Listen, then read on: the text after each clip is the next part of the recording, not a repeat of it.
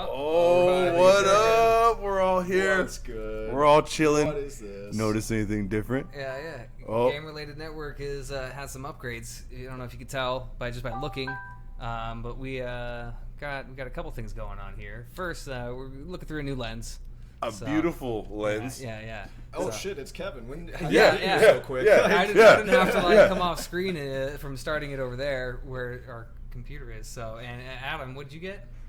Oh, just a little stream deck that made all of his appearance here from the game possible. Yeah. So, we haven't mastered it yet. We literally figured all this out in the last handful of hours. It took some doing to even get the camera and the computer talking right. Yeah. But and we just got enough set up to where we could stream from here. But we're going to have all kind of presentation upgrades coming up with overlays, video cutaways. Yeah. We're going to look professional finally. Real stuff. Like we know what we're doing, you know? We've just been faking it so far pretty much. Yeah. But, We've got a couple other things we're playing with. I don't want to say anything in case it don't work out, but, this is exciting, man. I'm so hyped about this right now. Game Related Network leveling up. Yep. Exactly. Yep. Yep. Yeah. Hell yeah. You guys been good, though? It's been a little bit since we Yeah. got together in the flesh, man. Yeah, Exactly. It's been a minute. We've been, in and out with different things, been catching up in VR, but it has been a couple months since we've gotten together in person, I think. I think it has. Mhm. Yeah. Yeah. I mean, it was even like a month since our last VR podcast. Yeah. I think I want to say. Mhm. Yeah. And I think, this is kind of shop talk on, live, whatever, but I think this could help out even with the VR thing. Oh, for sure. Yeah, that thing's going to come in handy, and we're excited to bring more content to people and keep doing our thing and just, get a better workflow going. Hell yeah. Tell them about the camera, bro. Yeah. Tell them about the camera, son. Yeah, we're borrowing a camera, testing it out. It belongs to my roommate who has many cameras and lots of camera equipment. So Thank thanks you. again. Very nice camera. Yeah, it looks great. It took us some time to get it set up. We had some issues getting the computer to recognize it. We've got an Elgato HD60S capture card, and it took a little bit of turning it off and on again to get it That's to it, work. too. So, we were doing everything under the sun, all complex about it, and then, just power it on and then plug in the video source. Yeah, it just took a good power cycle the right way. And but here we are, and I hope we're looking good. I think we're looking all right from what the monitor That's shows crisp us. over there. That's another thing we'll have soon. We'll be looking like here more because we'll have some display. Yeah, we're getting there though. But We're experimenting. It's great. It's fun. It's we've been having fun this whole time. Even from level 1, and we're still enjoying it. So we're still here. Yeah, back when we were just doing audio. I mean, serious man. I want to bring back that old boo doo doo doo doo doo. Oh yeah, I still got the intro file somewhere. So we'll get that queued up and we can do a little intro. Oh man. Oh yeah. Yeah, things will happen. Man, and we just used to have like our old captured footage. Oh, this is great. We can throw it behind us now. Oh, let's We're just go. so excited. I know. We're just giddy. Exactly. But on the regular tip, what we normally talk about is our gaming lives, man. Yeah. I mean, it's summertime, so I know it's kind of slow going on some fronts, but I know we're not gaming. So what have y'all been up to? The usual. Playing some VR and have been playing a lot of Destiny the last couple weeks. Yep. They've been doing this. No, that was misleading, bro. You said VR and Destiny together. Some people might think you're playing Destiny in VR. Maybe. If only. Maybe. Yeah. Oh, that would be great. Yeah. But Destiny's been a lot of fun. I've been talking about it a lot since last couple months we've been podcasting. But they're doing this Solstice event, and there was like this whole armor set that you could unlock and upgrade, and it was kind of a different approach for gear in Destiny, and it's sort of getting ready for their next update, and they're going to do what's called Armor 2.0 and kind of refactor how things work. But it was really fun. I mean, it was grindy, getting everything unlocked, but now I've got this really badass armor with like all the frills and like just looks really cool. And it was fun. I don't know. I've just been having a blast with that game. I don't know. Hell yeah. That's good, man. I need to play that, man. It's crazy. I love the first one. I have not spent 1 second on part 2. I mean, it's going free to play in a month or so. All right. When it moves to Steam, they're going to be coming out with their Shadowkeep update too. And if you do get, I think, one of the expansions, you can get some like level boosts up to like the current level. Oh, that's and cool. You can also start a character and like go from everything from the beginning too. But some incentive to pay them, but get something beneficial. Yeah. But you want to catch up? Or, yeah, cool. You've got options. Because I mean, say you have like friends that play too, and like if you're starting new, you kind of had to play through a bunch of content to get up to where you could be on parity activity wise with your friends. So it gives new players the opportunity to just jump in and play with peers. Yeah. So I remember on Destiny 1, like sometimes my friends would help me level up, but it'd be hella boring. I'd just be tagging along on their quests. Right, but I can't get touched by anything because I'm gonna die in one hit, you know. But I'll catch the XP or whatever. Yeah. So yeah, that's if you don't want to do that and actually play with your friends from the jump, that's cool. Because I mean, honestly, with something like that and Bungie going independent, taking these risks. That's when I don't mind supporting something like that with money. When your Activision's getting a chunk of it, it's like I feel a lot more apprehension about that, you know. But now you guys are really trying to take it back and put it in the hands of the people who love the game and play it. Yeah, we need way more of that, you know. Yeah, they since they've split with Activision, they've been very open with communicating about what they're doing with the game. And the director of the game, Luke Smith, actually over the last week released this 3-part director's cut series where he just in detail talked about what their vision is with the game and what they are going to be doing in the next update with regard to like how they're rolling new content out, what they're going to do with older content, and you know how to keep the game moving forward. And it was a lot of good stuff and very transparent. And I don't know, it was good to see that in this day and age from like a studio that size. So it gives me faith that they're going in the right direction with Destiny. And I'm looking forward to Shadowkeep. I mean, at this point, you know, I'm pretty hooked, and I'm like, I could see myself playing Destiny continuously as you know the game goes on. But I've been having fun. I mean, I was like you. I was a Destiny 1 fan. I played through the base game and the first like 2 expansions. I got out before like the Taken King stuff. I think I just kind of stopped playing, and then I got the game with my graphics card. And played through it a little bit, and played through like most of the campaign. I was just like, you know, it was okay. The campaign is all right, but you know, with a game like that, it's about the end game, I think, and co-op and playing with people. So I didn't really get into any of that, and I didn't have any friends that were playing, so I didn't feel like it. But then I just felt like getting back into it and checking it out again. And I heard the Forsaken update was really good, and played through the rest of the campaign, kind of saw what was out there and what was available for me with like the base content that I had. And then I ended up pulling the trigger on the Forsaken DLC, and then I just had, you know, 3 expansions all together and like all the seasonal content available, and I was like, oh fuck, I got all this to do. Yeah, that's a massive amount. Yeah, so and I just kept grinding. My quest log is still huge with like shit I've got to do, but it's there's just a lot. It's very expansive. It's a deep game, great mechanically, fun to play, runs well. I don't know. I definitely endorse it. Let's check it out, especially that free to play, man. It's like that and Warframe could be the standard bearers for the free to play world. If it becomes free to play on Steam, I might have to hop on with you guys, to be honest. And it's going to be going with that and Warframe. They both sound fun. Yo, Warframe is definitely worth it. And it's also going to be cross-save between console. So if you get it, you can get it. I think on PS4 as well for free. Wow. And you can play through. You have the same characters. Goodness gracious! Okay, well, I already have a character then, so nice. Cool. Nice. So have you played it on PS4? They had it for free like a year or 2 ago, give or take. And I've played. I want to say 10, 20 hours, give or take.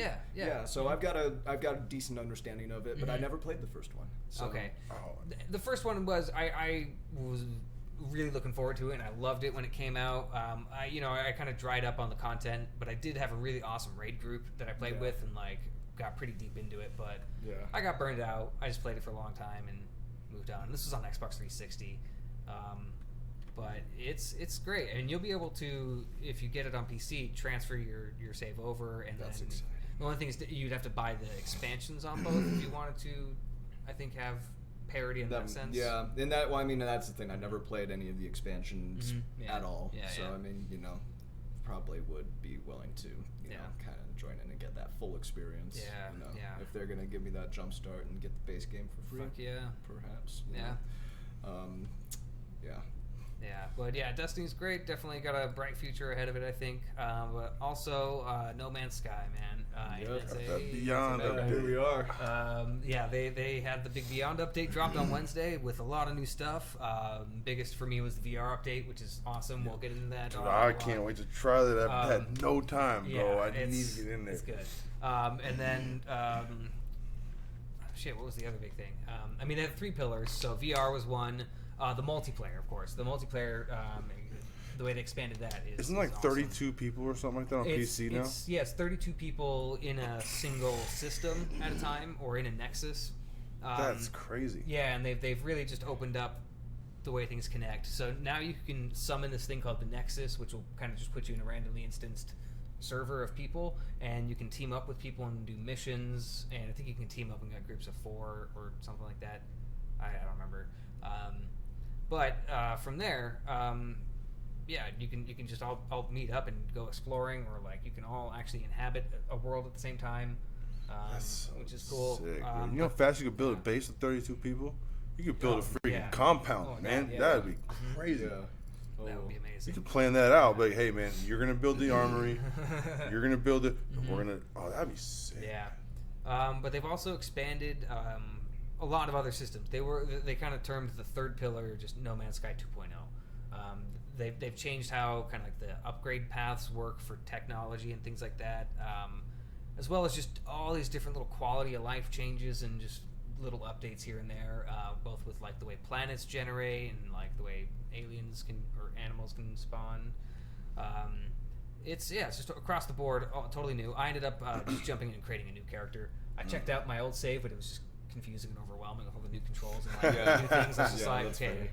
And they also added like a power system for your base, and my base was like not powered up, and I was like, I don't want to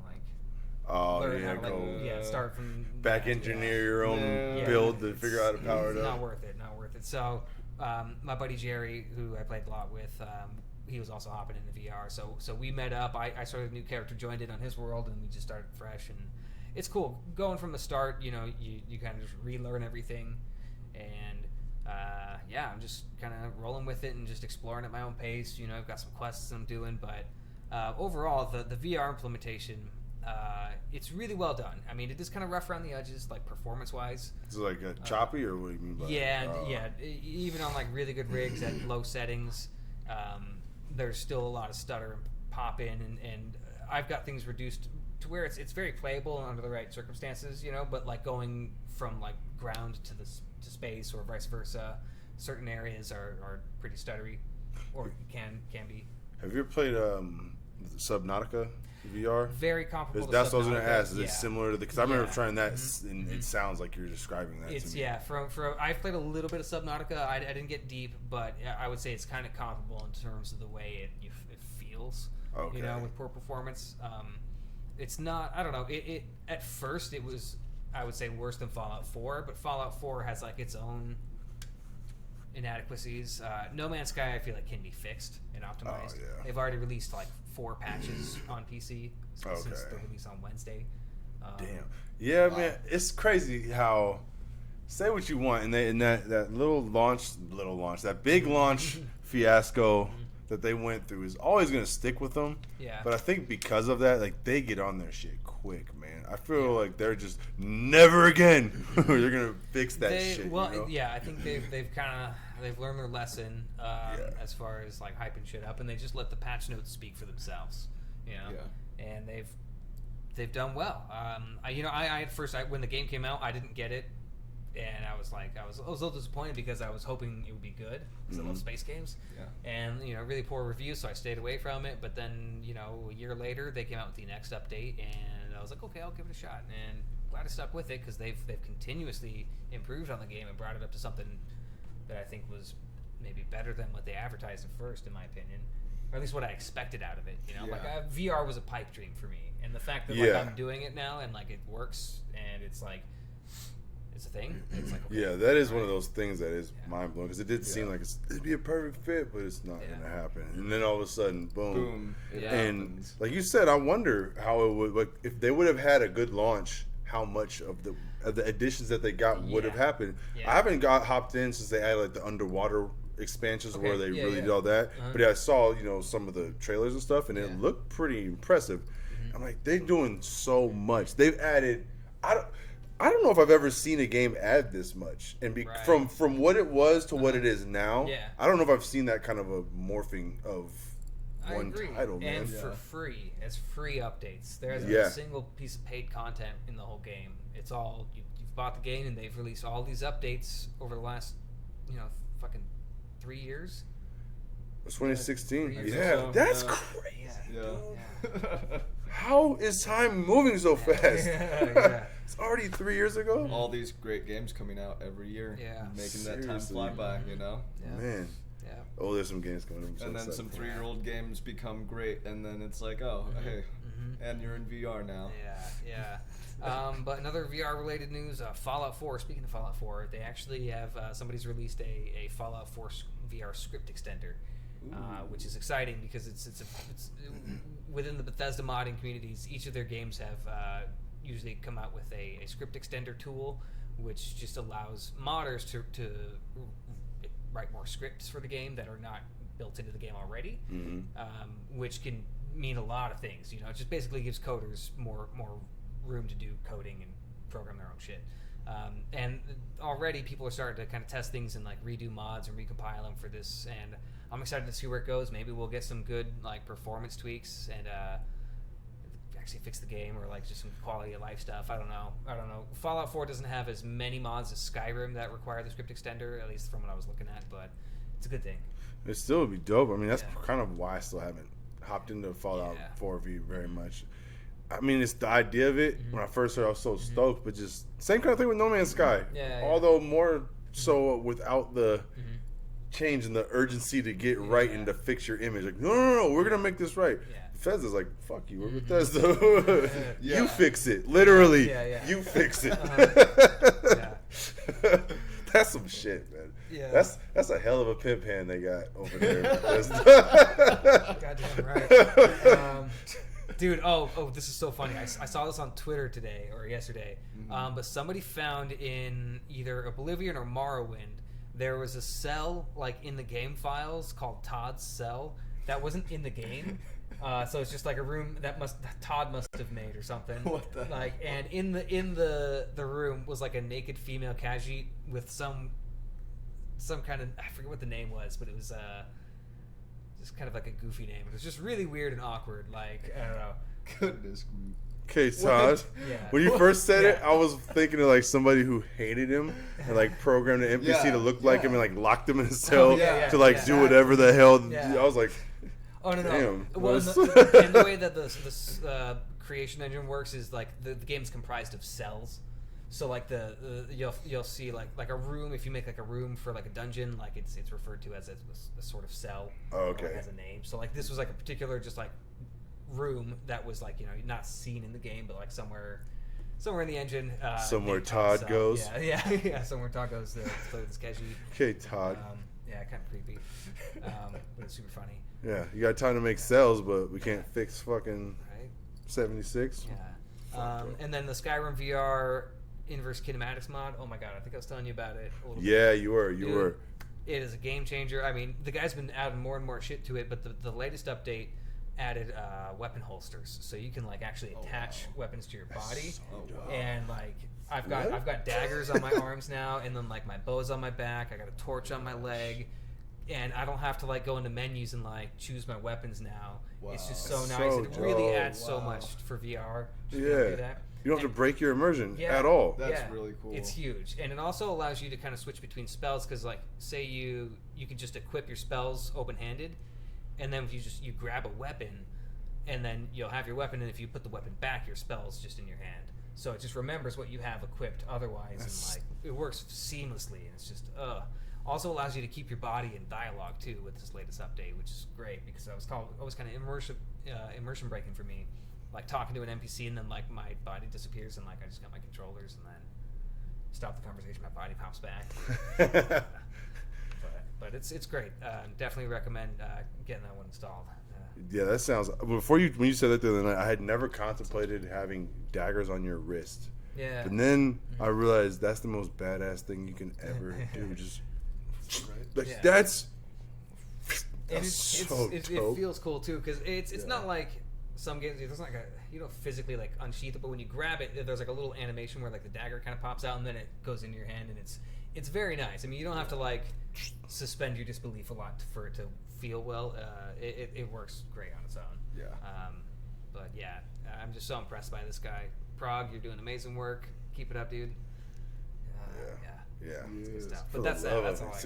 That's so awesome, man. I love that that's being progressed. VR is, I mean, you remember, talk about time flying. I feel like back in 2017, all the VR is dead fucking videos and editorials and shit. And it's like, what? It's just starting. What are you talking about? No, this is just beginning. And it's only uphill from here. It's only gonna get better. And like, you know, when games like what you know which one I'm talking about? Asgard's. Yeah, Asgard's Wrath. Yeah. When that drops, oh man, I'm ready. You guys, I'm gonna get that. Oh my god. Yo, that shit is gonna be. I'm gonna probably move through life differently after playing that game. I'm gonna be the most stealthy motherfucker. I'm gonna be at work at the restaurant, just like. Exactly. Where'd you come from, dude? From the ceiling, dropping bread. I am very, very sneaky. Without the feet thing, though. Yeah, exactly. I'm good on that part. Yeah, what you been on, man? Oh man. Okay, so where to start? You know, I'm gonna save the big one for last, but I actually did get an iPhone 7 recently, and I haven't switched over for it yet, but I did, you know, download some games here and there, so I did get to start playing Animal Crossing Pocket Camp, the mobile Animal Crossing. How did I not see this coming? I don't know. I feel so like, of course, this is where it was. Why would he be talking about a phone if it wasn't? Proceed. But, and I'm enjoying it. You know, I mean, I'm not going to put any money into it. I'm not going to spend any, you know, real life money on the game. But so Granny starts racking it up. Yeah. And you get competitive. Yeah, you got to get those turnips, dude. Bro. No, I just want it to hold me over, and I'm just trying not to get too invested. And there's other stuff out there. You know, once I get it set up, I'll get my Pokemon Go account back in. Maybe I'll get Super Mario Run at some point. I got to get that Fire Emblem game. I just remembered that just now. Yeah. And we'll talk about Fire Emblem. But let's see. Apart from that, I had just realized a couple days ago. Oh, dude. That's. I don't mean to cut you off, but I got an iPhone 7 to hold me over with Animal Crossing Mobile. I mean, it's not to hold me over with Animal Crossing. I mean, I need a new phone. I need to get my social media stuff going. I need a Snapchat and a Twitter and all these things. But, you know, I don't need them. I want them. And but you needed that. I needed some Animal Crossing. No, I was playing I was still playing the most recent one, New Leaf, on my 3DS over the past couple months. That was one game that I was still playing. I did play like within the past week.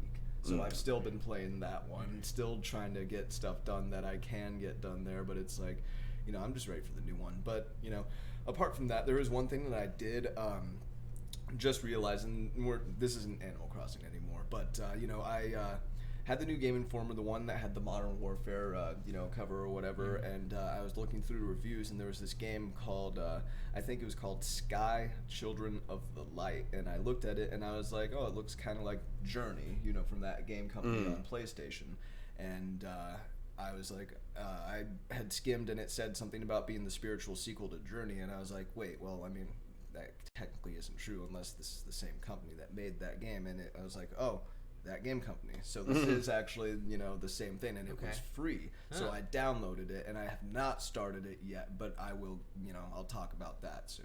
Yeah. Those games, that sounds company, cool. They're literally called That Game Company, and they are notorious for having very, very awesome music in their games. Yeah. Journey was the first video game to have one of its original tracks nominated for a Grammy. Oh, wow. Okay. Yeah, so it was like, that was in 2012, I think. That was a big deal.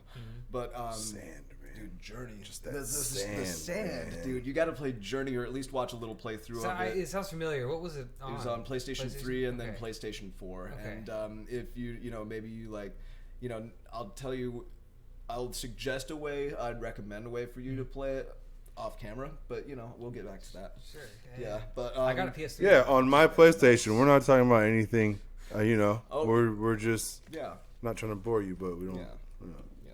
But so I'm gonna play Sky Children of the Light when I do get a chance. I gotta play that Fire Emblem game, check that out. But you know, I think that's it for the mobile sector.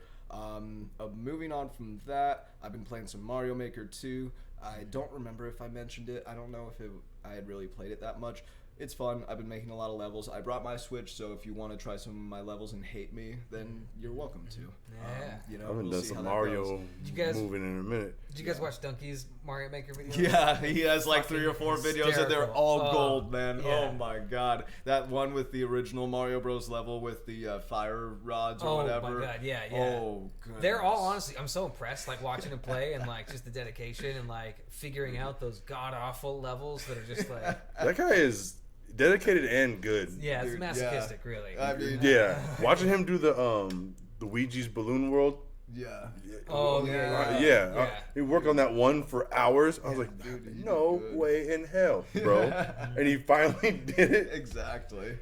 Impressive stuff. Hell no. But yeah, props to Donkey, man. Props to Donkey. Yeah, no, great watch. We all enjoy Donkey here. He's a good man. He's a good channel. He's funny. Let's see. Apart from Mario Maker, phone stuff. I did play some Getting Over It today just to see, Yeah. And that's all I have to say. I played some. I don't want to talk about it. I know there's something else I'm forgetting. I played some Horizon Chase Turbo on the PlayStation 4 for a little while. That was like the free game of the month or whatever. I played Cell Damage HD.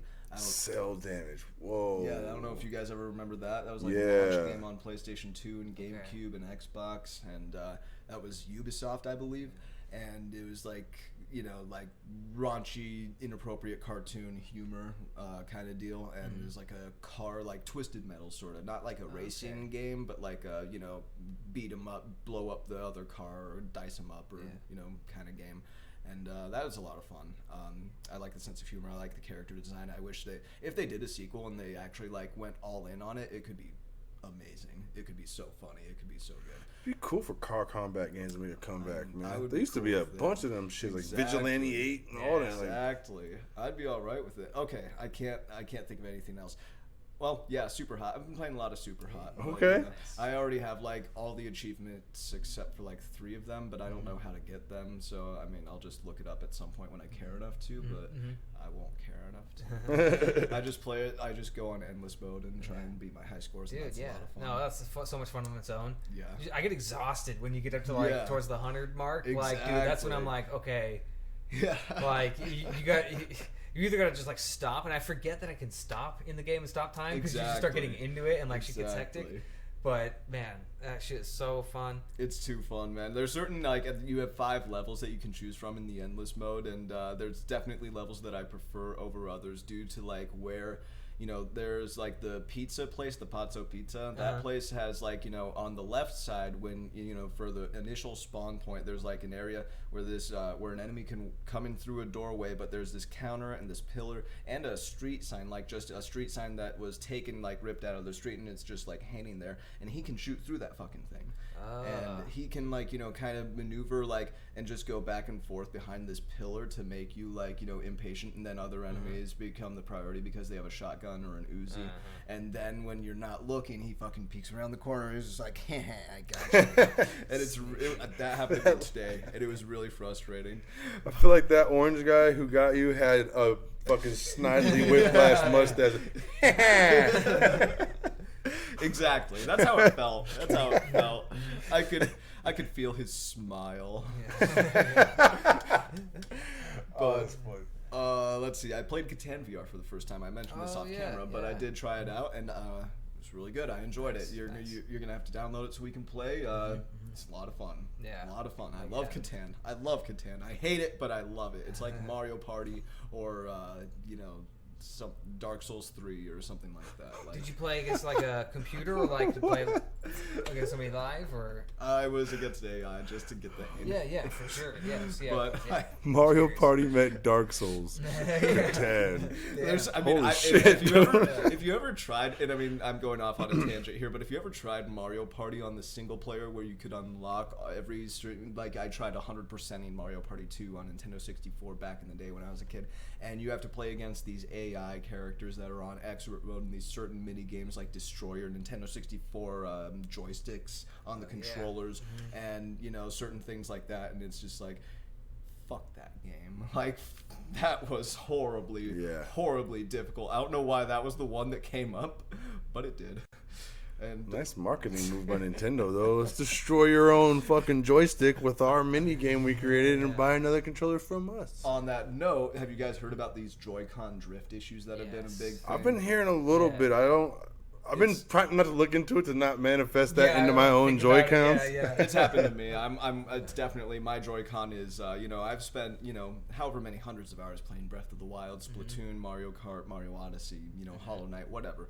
And, the left Joy-Con certainly does, in fact, when I am not touching it at all whatsoever, and I'm playing Breath of the Wild, I'm at the peak of the cliff. Sometimes Link will just run off the top of the mountain and just, he'll just do it, Mario will just walk off the edge.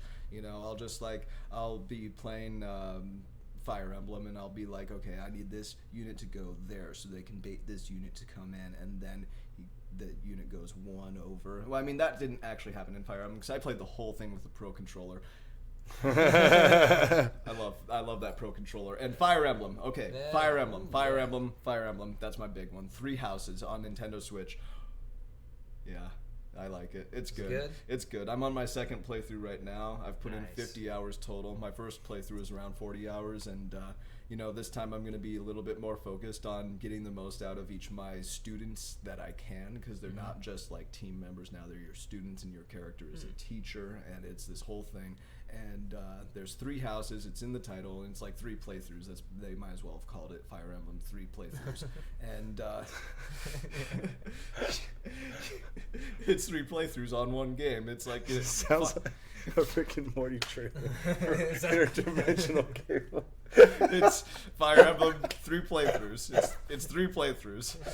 Gotta play it 3 times to get it. So Fire Emblem Fates on the 3DS was like Pokemon Pearl, Diamond, and Platinum, or whatever. It was like you had the 3 different versions. You had Fire Emblem Fates Birthright, you had Fire Emblem Fates Conquest, and you had Fire Emblem Fates Redemption or something like that, or Revelations or something like that. And each of those were separate 3DS games that were all their own story that was the same for the first 8 chapters or so, and then your main character makes a crucial choice, and the rest of the game is that actual version of the game that you're playing. So each of the games has the same exact things going on in the first 8 chapters. Now in Fire Emblem 3 Houses, they just did that and put it all into one game. And so each time you play the game, the first few chapters are kind of similar, and then you get to choose which house you actually want to be in charge of, and from there you get to know the characters and go through the story and learn more about specific characters and their conflict with the setting, and there's a lot of good world building and character development, and it's just you get to know 20-30 characters, and it's just great. It's very unique, and it's it feels like in certain anime, My Hero Academia, or I can't think of any other examples right now, but it's you have these high school kids that are being grown, taught to fight and be in part of warfare.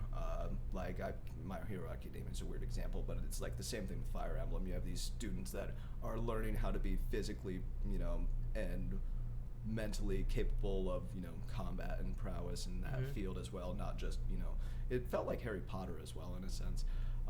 But it's really good. It's really good. My coworker's been playing the shit out of it, he said, and I think my brother got it too.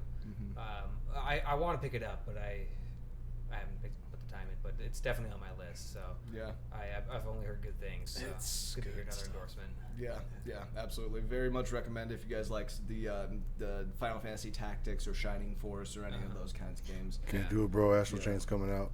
That's right. Yeah. Oh. That's gonna be good, man. Astral Chain. Yeah. No, my roommate did start Nier Automata, and I mean, it's not what he was expecting, but it's never what anyone expects. I don't know if you guys have played it, but I've seen. You're gonna be surprised. I mean, if you don't know what you're getting into necessarily, that first hour or so is oh wow, I would, it's different. It's very different. Yeah. So Astral Chain is, I think, by the same team specifically and the same director in Platinum Games. Oh, that's going to be good. And you got another team working on Bayonetta 3, which is probably next year on Nintendo Switch. Love it. Oh, going back to Super Hot. Did you guys hear the leak Super Hot might be coming to Switch? I did not. Yeah. Okay, so I did actually. Whoa. On that note, there is this indie conference that's going to be going on Monday for Nintendo, and there were a couple rumors here and there on certain leaks, and one of those leaks was Ori and the Blind Forest dropping on the Switch as well. Perfect game for that. Yeah. Holy shit, yeah. And I mean, that partnership they got going on? Yeah, I mean, with Will of the Wisps coming up? So, yeah, I mean, I could see it happening. If it were there, I'd probably get it, to be honest. I mean, that having the, I've got that nice little, I have so much memory that I can download games on my Switch and my computer now, and I have a lot of room on my PlayStation now that I think about it. And Data Meister over here. Got all the gigabytes. The last thing I need to do is build up my backlog anymore right now, though. But I would love to have Ori and the Blind Forest on Nintendo Switch. That's dope. And Super Hot too. That's cool. That's pretty cool. Speaking of Super Hot, I don't know, man. I hope the developers of that game somehow are working on a partnership with John Wick, because just putting the John Wick skin on that game is all you need. Yeah. Well, did you see Pistol Whip? The trailer for Pistol Whip? No. It's by Cloudhead Games, who did the Starseed gallery thing. Oh, yeah. Call the Starseed Starseed and what was the other one? I think it's a 3-parter kind of thing. Yeah. I need to get as well. I've heard it's amazing. I have the first part. It's pretty cool. Okay. I want to get the second part. I was waiting for them to finish, because it seemed like they were insinuating there's multiple parts. So I was like, okay, I'll wait for the whole thing and then play through it all.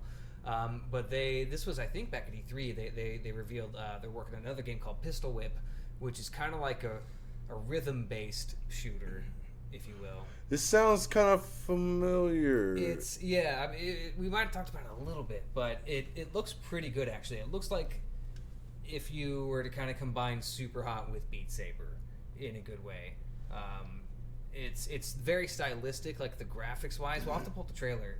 It looks really cool. Soon we'll be able to just be like, right. But it's just like, you're shooting guys to the beat as you move through this area, and like you rack up points and you do stylistic stuff. I don't know. That sounds really fun. Yeah. Did you guys see Baby Driver when that was in theaters? No, but I heard about. I've heard it's dope, things, but I haven't seen it. It was really good. Edgar Wright movies are, cream of the crop. Yeah, all I usually like stuff. Oh, so, cream of the crop. They're really good. Scott Pilgrim vs. the World, Hot Fuzz, all good stuff. But there's a sequence near the end of the movie where it's like, the whole movie kind of plays like a music video. But music always synchronizes with what's happening on the screen in some way, shape, or form. But there's this part where John Hamm's character ends up getting into a gunfight, and he starts shooting at police or something, and he's shooting at the same beat at this guitar riff that's going on, this heavy guitar riff, and it's like da da da da da da da da da. It's really that's all I could think of when you were describing that. It's probably going to be a lot. It's pretty fucking metal. Yeah. So they kind of described like creating the game as finding like the combination of like peanut butter and chocolate. Those game elements coming together, like rhythm games and like a shooter game. And I mean, Beat Saber, same thing. You're just like, this is just why? Audica. Have you seen Audica? It's another game. I forget who makes it, but it's a rhythm game where it's more you're stationary, but you're shooting these like blocks, or not blocks, but like these trail. You have to see it. It's so hard to describe, but it looks cool. All right. But yeah, definitely looking forward to Pistol Whip. Nice. They also did the Aperture Hand Labs thing. Oh, okay. For sure. I showed you that, right? There's so much dope shit coming. Yeah, you just played like Audio Surf and stuff, right? I haven't. No. I've seen it. That's a fun one. I mean, like, I don't know why. I would just always watch YouTube videos on just like listen to some music, watch some Audio Surf, but it's like $7 or $8 on Steam, and there was I haven't played it in a while, but when I did play it last, you were able to choose whatever music from YouTube, any song. Oh yeah. So I thought that was a cool feature. Yeah, but that's a unique rhythm game, I guess, ish. Yeah, for sure. But yeah. I think I actually have it in my library. I've never really messed with it. Yeah, you gotta try it. It's good stuff. Yeah, I'll check that out, man. Hell yeah. So what have you been playing? Man, I've been getting down a lot of Final Fantasy 15. Yeah? I'm finally to a place where I haven't been. Okay. So now it feels like a new experience, because 2 different times I got pretty deep into it. I played it on my original PlayStation, and it was not running well. So I was like, I got my Pro, and I was like, oh, let me do it. It was a little better, but it's still wasn't right. Now, oh my God, man, I got it dialed in, you know, and it's fucking smooth and crispy. PC? Yeah, and man, that game is just gorgeous. I'm having a good time with it, man. I had a good time even rehashing all the 20 or 30 hours I had to get through, you know, but now that it feels fresh again, man, I feel like I got a new Final Fantasy game kind of, or like a DLC add-on, because I mean, 20 or 30 hours in most games is a full game, you know? Yeah. So I'm having a lot of fun with that.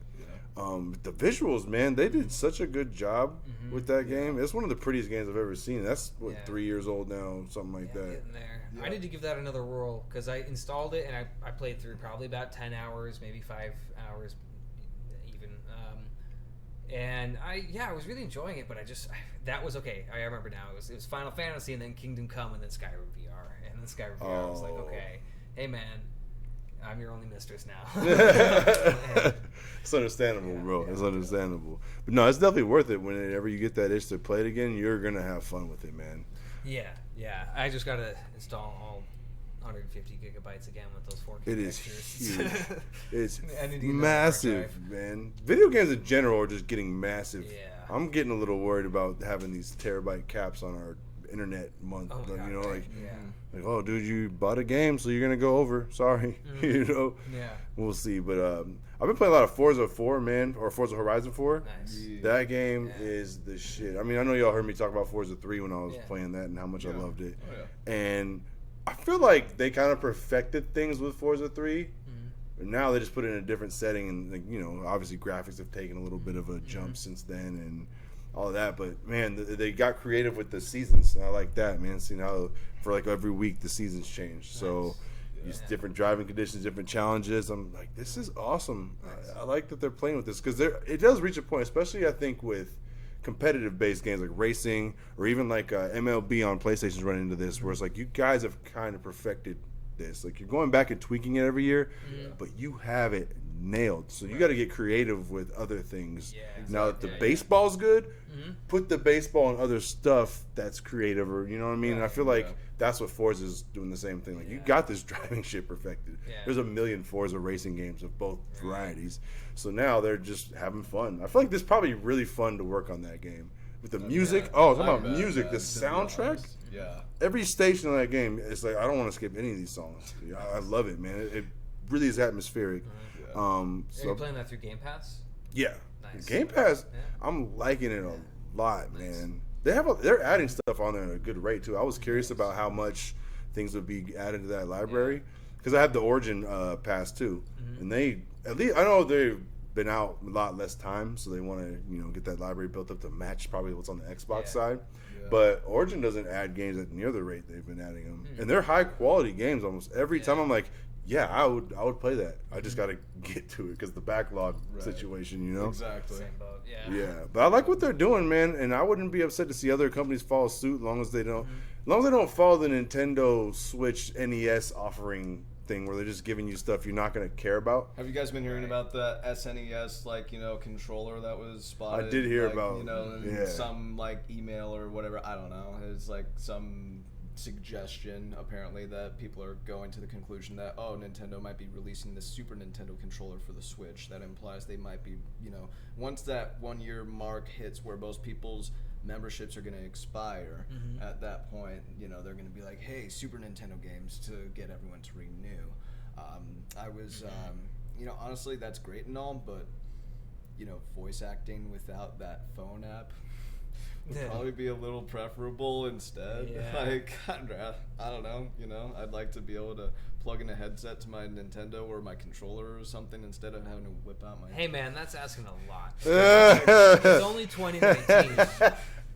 I don't know if we have the technology to do that. I mean, I can't think of a way to do that with existing hardware on any other platform. But the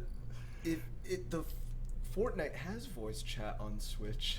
There's other games that do too by just plugging in a fucking headset into the jack. Doesn't Warframe? I think it might. I think Warframe does. There was another one. I forget what game it was. It's a pretty big one too. Yeah. And they said, all you got to do is plug in a headset into the headphone jack with a mic on it, and you're good. Oh, who'd have thunk?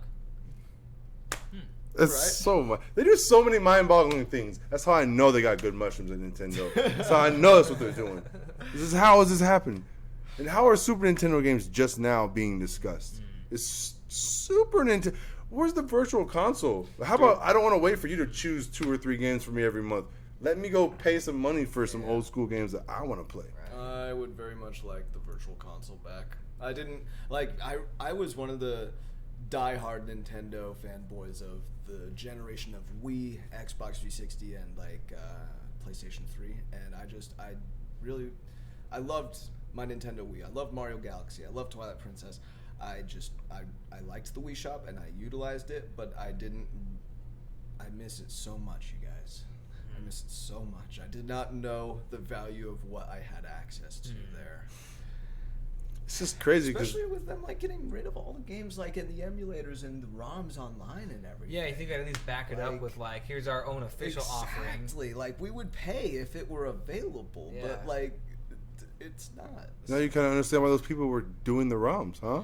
You know, like you guys don't do shit with all the mountain of fucking IPs and games and classics. Hundreds of games. It's amazing how much they could do, you know? And there people bring up like the licensing. Like, you really think people are gonna be stingy with their old NES and SNES licenses? Like, I don't know, man. I think we can profit about more elsewhere. Yeah. You can make it fucking happen. And the fact that the Wii thing was so fleshed out and you miss it so much proves they know exactly how to do this, and they have known it. It's not like, we gotta figure it out. No, you did. There were some speed bumps along the way even back then. I'll acknowledge that, but I won't get into it. But that being said, they learned from it. And you would think that, I don't know, I guess they just found somehow that it wasn't worth it, or it's going to take a long time, or they want the install base to get bigger before they do it, or some nonsense hoo-ha there, here or there. I mean, they keep on selling, so I mean, there's that. Yeah. Part of me wonders on the virtual console front, because, retro style games are so popular in the indie scene right now, and especially like pixel art and all that, if they think that would eat into their indie agreements or anything like that, because I feel like some of the money some of the money I've spent on indie games on Switch probably would have gone to some Super Nintendo games if they were available. That's true. Like there's definitely some games from back in the day I would buy over games that I've bought. Yeah. So I wonder if that plays into their marketing mindset at all with it. Because, it's hard to rationalize. I cannot figure out why this deliberate decision is being made. But it's a deliberate decision. Yeah. So there's reason behind it, Yeah. Yeah, it's tough. I don't know. Who knows why Nintendo does the things they do? Yeah, exactly. It's Nintendo. Bunch, right? You cannot, you can never, predict what they're up to. Yeah. It's like, would we have guessed that they would have, provided the most content at E3 out of obviously it's easier to guess that with Sony not being there, but at the same time it's like, and as far as the console, offerings and Ubisoft and EA and all of them, that Breath of the Wild 2 reveal. Oh my god, you guys. I'm ready. Speaking of them, though, there's new Switch refreshes. Yeah. Yeah. Oh, yeah. What y'all think of the? I know the light was expected, right. But I think people, it still may come, but I don't think people were just expecting like a processor upgrade and a little bit brighter screen for the other one. I feel like the Pro concept was what people were wanting. It still could come, but the battery is the intriguing part about it. I think it seems like if you don't have a Switch already, I would wait and get the new one. But from what I'm reading, the processor doesn't seem to make too much of a difference in gameplay overall. Why are they bottleneck the shit out of it on purpose? Yeah, probably. I wouldn't be surprised. I was watching a Digital Foundry video where they were using some hack to unlock the GPU. And I think I watched the same one. Yeah, it's pretty interesting. What you could see with it, and I guess overall, if it's they just improved the CPU. And I think it just sounds like power efficiency. It might just be like a new node for like a refresh of the same architecture. So I don't think they really changed much in terms of like the frequency or anything. It's just, I think, more power efficient. So we are getting the better battery life, and then also just maybe allows for a brighter screen too.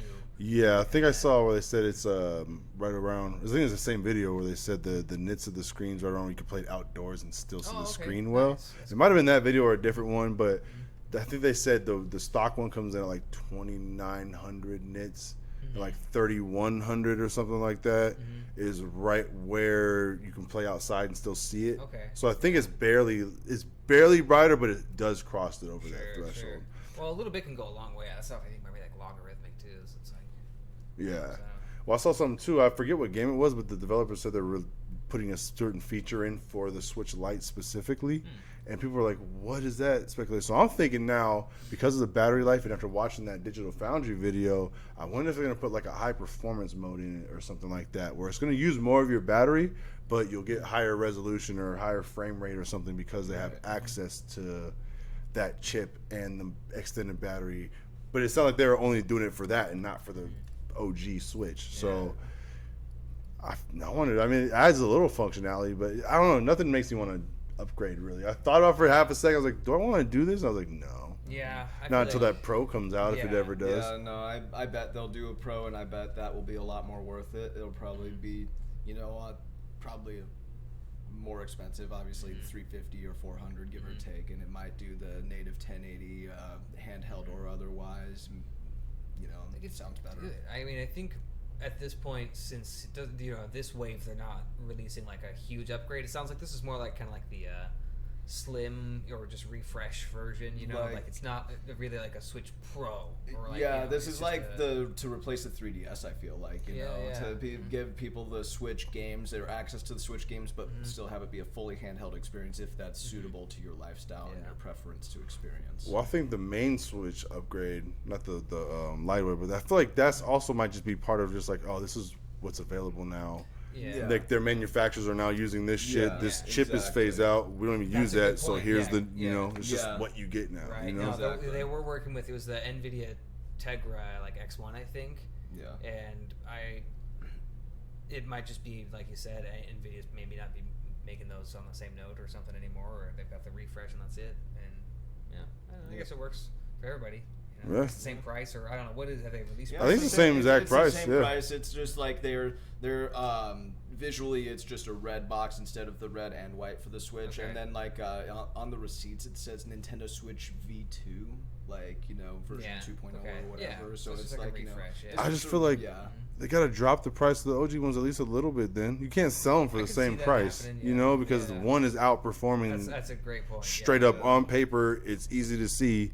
You can't sell them for the same price if they're still in stock. I know they're going to phase them out and not keep producing them. Yeah. But how pissed would you be if you didn't know and then you go home and find out, oh, wait, what? And you look at the color of your box and you're like, oh. Yeah, exactly. That's a weird way to have to like go choose your system and not look at the price. You have to look at the color of the box. Yeah, that would suck. Yeah. But it's Nintendo. I mean, I love them, but I would not say that they are above that, to be honest. Sure. I've seen the prices of a lot of their stuff. Nintendo likes money. I like money. Look at it. They like to give their games full price until like 5 years after the fact. So I mean, nothing. I get it. Nintendo makes quality products. Obviously, I'm a Nintendo fan. That being said, the whole Joy-Con thing. I wish that didn't happen to the Joy-Cons. Aren't they fixing those free? They are in the United States and Latin America, in Mexico. Not Japan. Not Japan. What? Yeah. I know things are different over there. I mean, they're all going to buy a Switch Lite anyway, to be honest. Yeah, I wonder what colors they're getting over there, dude. Look at all the colors over there. They're all getting the Pokemon one. It's crazy how much they love mobile consoles over there in comparison over here. Like, the Vita did well over there. I'm so jealous. I'm so jealous. Like, you guys had a community for a great machine. We just... You got to enjoy it for a little while. And all solo. I miss it still, but... I wish I had one. I never had one, but, I wish I did. I loved my PSP. PSP is amazing. Yeah. I borrowed one for a little while for the PlayStation P. PlayStation P. That sounds like somebody's nickname, bro. Like, oh, he all about that's PlayStation P over there. PlayStation. Oh man. Oh shit. Yeah, my current roommate let me borrow his PlayStation P back when we were kids, and I got to play on his PlayStation P. What game was it? Grand Theft Auto. Good times. Oh, Liberty City. I think it was not Liberty. No, not Liberty. What's that game called? I had it. No, I don't remember. It took place in Liberty City. Stories? Is that what it is? Something. Okay. Chinatown Wars was actually pretty good. On Nintendo DS, that was surprisingly good. I played a bunch of SOCOM. SOCOM was fucking. You know what I miss from those days? Siphon Filter, man. Oh shit, Siphon Filter was the other one, dude. Yo, yeah, I played a lot of Siphon Filter. That was so fun. Those games were dope. What the hell happened to that series? That was a good series, man. For action, stealth, whatever, being an agent and doing operations and shit. Bring that back. That'd be great if they brought that back with modern tech. Oh yeah. I mean, THQ Nordic will bring back whatever they can right now. Battle for Bikini Bottom. This is a Sony first party property. That's right. I think it was 989 Studios did it, or Sony Bend or whatever. Mm-hmm. Yo, all right. Bring that back. There's a vacuum now. We don't have Solid Snake and where the hell Sam Fisher. Right. You could kill it with Siphon Filter right now. I heard about a new Splinter Cell thing happening, but I didn't hear. It was like a rumor. Yeah, I heard like rumors of a new I'm Splinter gonna sit Cell here thing, until I hear official. Yeah. So I mean, that's just words are wind. Call me when we got echelon action going on. You know. Yep. Man, but yeah, I think there's except for Aspire 1 or however you're supposed to say that. Yeah, they're the only ones carrying that stealth torch right now. It's gonna be amazing too. Yeah. So excited for that. Hell yeah. That's probably one of my I would say that is my most anticipated VR game right now. I'd agree with you. Stormlands or whatever. I still want to play that if it ever comes out. But Aspire it seems it's like it's a niche that I want. To fill, or I want that game to be out, because there hasn't been like a really really awesome stealth game. I mean, Skyrim's got some fun stealth, but it's not like a stealth game in the sense like Skyrim's doing. Like Metal Gear Solid. Like, I love being tactical as fuck and doing things different ways. Like, my favorite thing was just in like Metal Gear Solid 2, or really all the games, just like fucking with the guards, like learning their patterns and like throw down like the dirty magazine and like strap C4 to their back and then like walk away, wait for them to like go back to their other guys and then like or you get creative claymores. So much fun. I can't wait to just freeze. Oh my god, right? Yeah, that's for real. Yeah, voice mechanics, like that's something I feel like that needs to get implemented in more games. I think so too. That's gonna be. I love that. I already know the first time I'm gonna do it. I'm just like freeze, and I'm like, okay, I'm freeze. I just want to keep hitting them with it, And can you just be like, whap, and they go to sleep or whatever, or like, tell me where the fucking safe is, whatever the fuck, where's your boss? I wonder if there's more commands, like what other stuff you got? Where's the fucking money, shithead? There's gotta be some like Easter egg command, like. Exactly. And then think about how far you could take it in some of that shit. Probably not in this game, but like say they have like a mafia-based game or something, and you're like, where the fuck is it? And they won't tell me like, bah, I'll shoot him in the kneecap real quick. Okay, I'll talk. Like Payday 3 in VR, Mm-hmm. Well, they've got Payday 2's already in. It's I gotta check it out. Dope too. I haven't played it. I bought it and installed it, but never. Nice. Yeah, Payday in itself is just fun as hell. Yeah, Payday 2 is a classic. Yeah, that is a classic. Yeah, honestly, that is a great game. Just heisting it up, baby. Heisting it up. And it comes with. Well, I don't know. I think I might have just had the DLC. I don't know if you get it with the VR. They gave it away for free a while back. I remember. Yeah, that's when I got it. Yeah, it was with all the DLCs. Yeah. So I think I got lucky on that. I got the same thing where I was like, oh, why wouldn't I take this game for free? I like the first one. But yeah, that's worth it in VR, man. Oh, if they had built a game like that from the ground up, a heist game, that's another genre that it could be. I mean, it goes along with the stealth kind of hand in hand too, but that would be cool as fuck, man. Yeah. Damn, I'm trying to be a virtual criminal out here. So what are you guys excited for that's coming out next? Astral Chain, baby. Astral Chain for you. Astral Chain. That's what I'm talking about. And Link's Awakening. Yeah. I'm really excited about that. Oh, you know me. That's gonna be awesome. Next month is wild. To be honest, I mean, like, Astral Chain is at the very end of August, and then boom, Monster Hunter Iceborne, boom, Borderlands 3, boom, Gears of War 5, boom, Link's Awakening. Gears 5, yo. Like, a lot coming up, man. I mean, I don't know if I'm going to get Gears 5. I'll probably... It's part of Game Pass. Just saying. I'll probably at least play Borderlands. I don't know if I'm going to buy it. I might, but I'm gonna try. I'm so iffy on it. I'm not getting it on Epic for sure. I'm gonna wait and see. Maybe I'll get it when it comes out on Steam, but... Oh, they got Epic exclusivity for 6 months. Oh my goodness. Yeah. That shit is crazy how fast that happened. Yeah. It's just a They're thing. fucking shady, dude. I mean, did you guys see? There's this game Dark by this indie developer that's gonna be released soon, and like days after he made an announcement, you know, like that it's like announced the release date, you know, and said, you know, it's gonna be available on Steam here. Like Epic sent him an email and like tried to solicit an exclusive offer to get him to just go on the Epic store, and he said no, and it was very respectful of the conversation. He posted the email, but like the news got out and it became like a story, and it's pretty crazy though. I mean, they're just trying to like steal developers and just get them under their wings so they have that exclusivity on, which I don't know, it just doesn't make sense. I don't like the way they're doing it. Because these are all developers that have made their games and like announced, hey, it's going to be on Steam here, and then like Epic comes and pulls them, I don't know, pulls the rug out from under them, and like they aren't announcing on Steam anymore. I mean, you just inconveniencing gamers. As a company, it's like Epic, you know, made how much off of Fortnite in 2018, and at that point they need to keep profiting. So it's like you know, they'll take whatever steps that can make that happen on a fiscal year by fiscal year basis, and it's like you know, doing stuff like that is, I mean, it's shady and it's a bummer for us, but it's what is working for them apparently. It's capitalism, man. I mean, they've got all the money and they're just throwing it to see if they can build up a roster of studios and games, but it's just the way they're doing it is just really underhanded. Yeah, absolutely.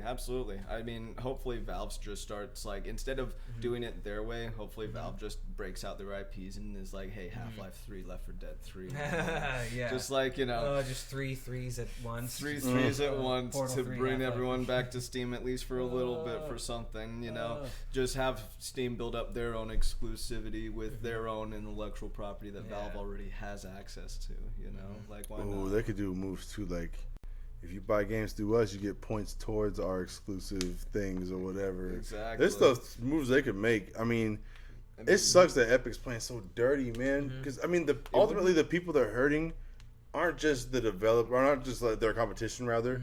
But it's people are pre-ordering these games, and then they're having to work out refunds and go through you're inconveniencing gamers, and you also develop games. So the people that you're in essence serving or servicing that you need to rely on to keep you afloat are the people you're giving the finger to, and it's just crazy. Also, I understand the competitive move, but you gotta secure that shit beforehand, or just let it ride. You can't that late in the game, man. Just come in and. I get do what you got to do, man, but also have a way to get DLC to people if you're gonna have a big part of it storefront. Is also like it's the policies that the Epic Store is dealing with right now, like the return policies and you know the amount that each studio gets from each sale or whatever. It's like if they honestly just like copied Steam's model, then not everyone would be happy, but a lot more people would have a lot less problems with what's going on. The issue, I think, with the Epic Store is not that it's just another platform, you know, in its own right. Like, that's fine. I mean, there's plenty of platforms. I have games on GOG. I have, like, Uplay and Origin, whatever. It's just a matter of, like, the quality of services that would go along with it. Yeah, and if you want me to buy from your store, you need to have features or at least accommodate, you know, in respect consumer rights. And I don't know. They're falling behind on their roadmap already, again. Like they don't have cloud saves enabled yet for stuff. How are you? This is all stuff you do when you're testing your shit before you launch it. You don't have fucking cloud saves, but I have to go buy this game from you, and I might just lose my data. On a digital marketplace. Get the hell out of here. They're just not, and they've got all this money. Like, why aren't you throwing it at that instead of just trying to like steal these developers or like get them out of the other platform? Like, it's not the way they should win, or that they're not winning my business with this. You know? No, exactly. I don't even have the Epic Game Store on my PCs. Yeah, so no, I've never. I hearing all these problems and all the limitations. Mm-hmm. I've had no incentive, and honestly, none of the games. I mean, I'd probably feel a lot more strongly about it if a game I was really looking forward to.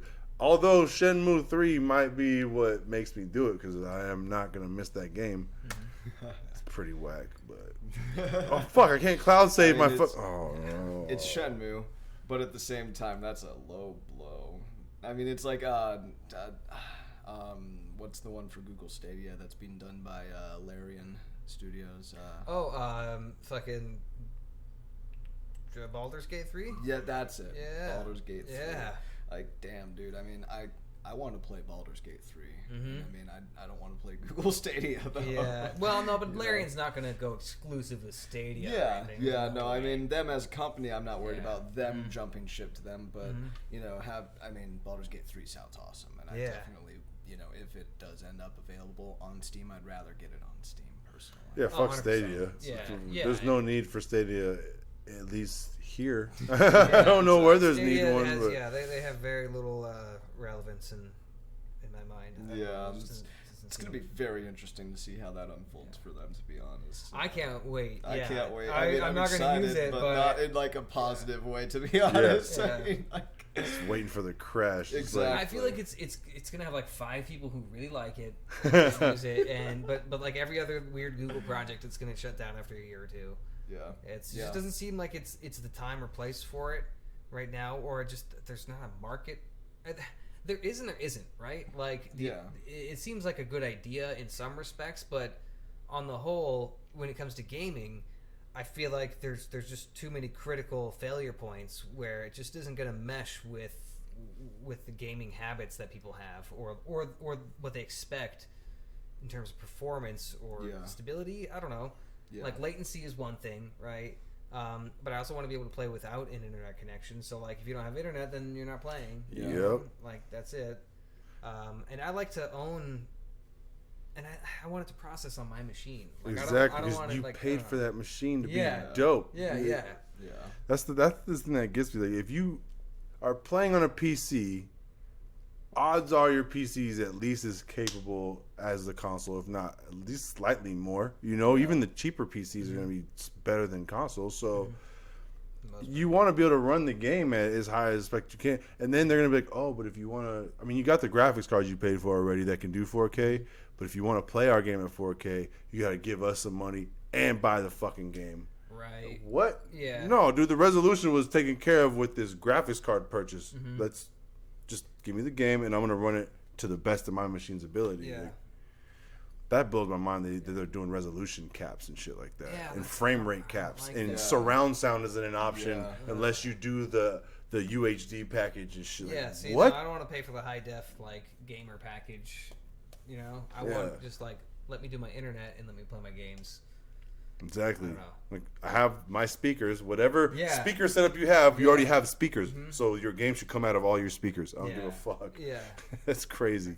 You're going to bottleneck my goddamn protocol for what my receiver's going to spit out? Fuck you.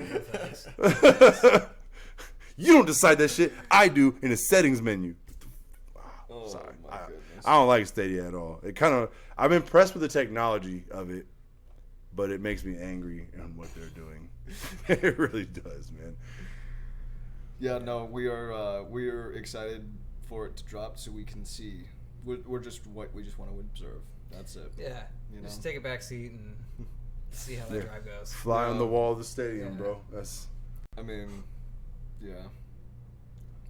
That'd be interesting. So when does that drop actually? When is that actually rolling out? I think I think November, give or take. Okay. I'm not positive. They said near the tail end of the year. Okay. So that's my guess. Maybe October. Well, see how that goes. At least we only can afford for it to flop. Yeah. Right. Yeah. Exactly. It's not gonna put them under if it goes. And if anybody can take this risk and run the experiment, it's them. Yeah. On to the next project after this, then. Yeah. I'd rather them not be involved with gaming, if I'm being honest. I don't need Google games. I'm just going to search for stuff. Use my Gmail account and YouTube. YouTube. You know, we'll stream our video games on your platform. Yeah. Yeah. But yeah, man, I don't know. We talk about what we're looking forward to. Is there anything else on the docket for y'all? I think that covers it for most of what I've got. Yeah. Are you gonna finally take advantage of the Game Pass and I play updated Gears? to 1903, so yeah, I'm actually gonna start installing stuff. But Yeah. with No Man's Sky, I got a little distracted there, and I needed to grind out that Destiny gear because the event finishes in like a week. So Got you. I just got that wrapped up, so now I got time for some other games to. I think we have access September 5th on Gears, like 5 days, okay. a few days early or whatever. Nice. That's Bro, cool. and it's like $15 or $10 or something like that if you want to get down. I might have to. Just saying, you have the machine now. Yeah. You have the monitor. You know what I'm saying? Oh man. Oh, yeah. I might put a. I don't know. Maybe. I'll show you. Matter of fact, I'll show you the library or what they have available and see if it interests you. But I don't know if we have anything else on that front. That's probably it for me. I think for that tonight. wraps Word, but just about wraps it up. Yeah. it feels good to do a level lit up cast. You Yeah, know, yeah, we exactly. here celebrating crystal clear. Mm-hmm. We get to all be on the couch for the beginning and the end. We about to be about. Awkwardly walk off and. Yeah. Exactly. For real, we have to like ad lib some kind of intro and outro real quick. Can I hit the button? Yo, go ahead, bro. Which one is it? There you go. That one? And yeah, he's gonna hit the button. We out of here. We It's outta hip hop for life, Hip-hop baby. for life. For life.